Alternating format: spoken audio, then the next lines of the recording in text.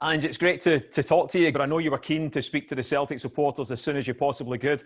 Welcome to the club. How does it feel to be the new Celtic manager? Yeah, it's pretty surreal, mate. It's obviously a fantastic and exciting opportunity for myself, and looking forward to getting there and starting work and experiencing the special atmosphere and environment that is Celtic Football Club. You've managed and won titles in Australia and Japan. You've managed at a World Cup. What was it about the Celtic job that made you decide to make the long trip across the world? Yeah, I mean, I think the way some people talk, it is just the other side of the world. It's not another planet. So we're well aware of, the size of Celtic Football Club and the history of it. And certainly growing up in Australia, we were starved of sort of top-level football and anything we could get from overseas. We sort of took in as much as we could, and Celtic were a big part of that. There was a massive Celtic following in Australia, and so I'm well aware of the history and the culture and the success the club's had and what it's been built on. So everyone I've spoken to said the same thing about me. It'll be the experience of my lifetime, and it's an opportunity that was too good to pass up. Tell us a bit about yourself. For those who follow you, they'll know about your huge reputation in Australia and in Asia, and particularly about your football philosophy. You're very much about attacking football. I heard you describe your philosophy as being the opposite of conservative football. That's very much in the DNA of Celtic supporters, so it'll be music to their ears. Yeah, look, I mean, I guess it's something that's easy to say. I think for the most part, that's the kind of football people like to watch. I've had a real passion for the game from a very young age, and it was thrust upon me by my father, and he loved the entertainers. When I was growing up, I had Kenny Dalglish posters all over my wall, mate. And, he always pointed out the players who were entertaining, who were attacking, and that just rubbed off on me. And I knew the moment I started my coaching career that I wanted to produce football teams that, my father would like to watch, which is a basic premise, but that people would love to watch. You obviously have to be successful in this game. I wouldn't have lasted this long if I wasn't successful. And, I was driven to win things as anyone else. But I have a real clear idea on how I want my football teams to play. And that is to make sure that, our supporters don't sit down for 90 minutes. Definitely want to entertain, the faithful at Celtic Park and make sure that, they are excited about the way the team plays. But, again, we've always had an Australian connection there. We've got Tommy Rogic there, and I've always followed Tommy's career. And we had Daniel Arzani there not long ago, and even before that, people like Scotty McDonald, Big Dukes has been through there. So it's a club I've followed for a long time, and so I've kind of looked at their performances last year, have an idea of where they're at, and we want to start the season really positively and start with the first game. But there's no magic formula for that. It's just hard work, and once I get there, can't wait to get to work with the staff and the players. I mean, that's the exciting bit for me, and my job is to make sure they all realise their potential and hopefully produce something special for the club. And of course, you've got some big games right at the start. You'll be wanting to hit the ground running. What have you been doing in preparation for that?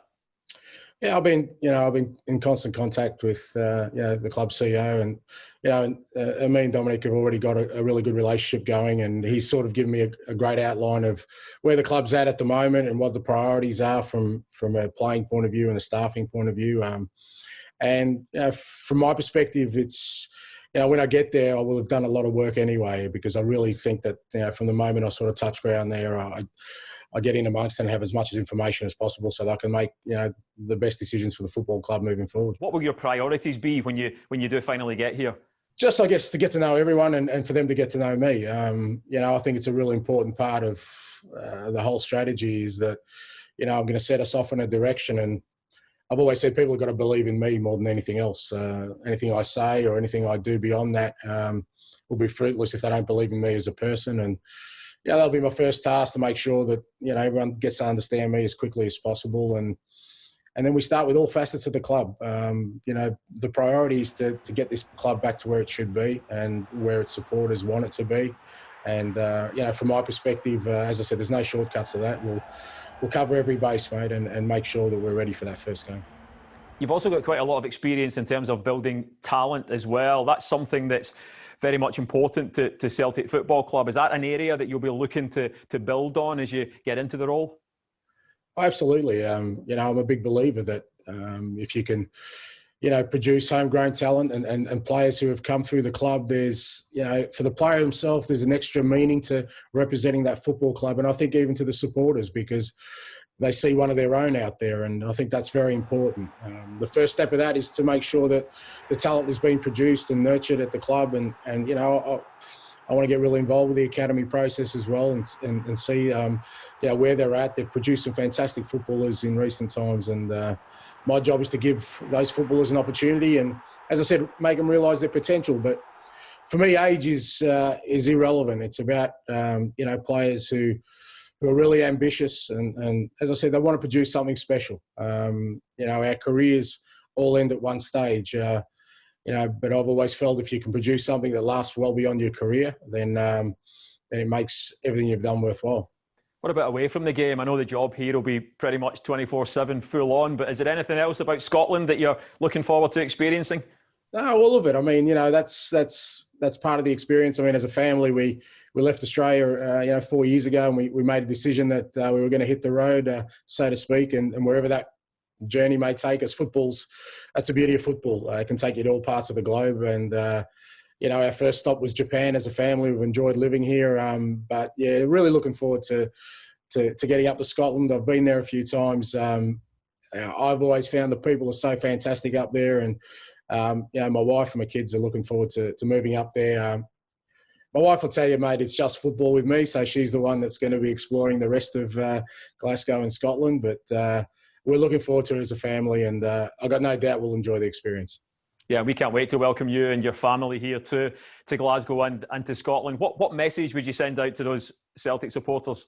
Look, I guess from my perspective, it was probably the most appealing thing to me. I've been told so often about the atmosphere at Celtic Park and how passionate the supporters are, and I realise it's generational support. It's, you know, it's support that goes back 3 or 4 generations. Celtic Football Club is part of people's households, and all I can do is, you know, pledge to them that I'll give my all to make sure that we make them proud of their football club, and as I said, create something special. And something special means that, you know, something that they'll be a part of and that they can talk about to the next generation of Celtic supporters in their families. So, as I said, I can't wait to get out there and start working. Over time, people will get to know me well and will understand sort of what I'm about. But for now, it's just I'd like to thank everyone. I've had some fantastic, you know, support from all over the globe. Celtic supporters are everywhere, and somehow they've managed to get a hold of me one way or another. But I've had some fantastic support, and as I said, I look forward to getting over there and feeling that atmosphere and getting going.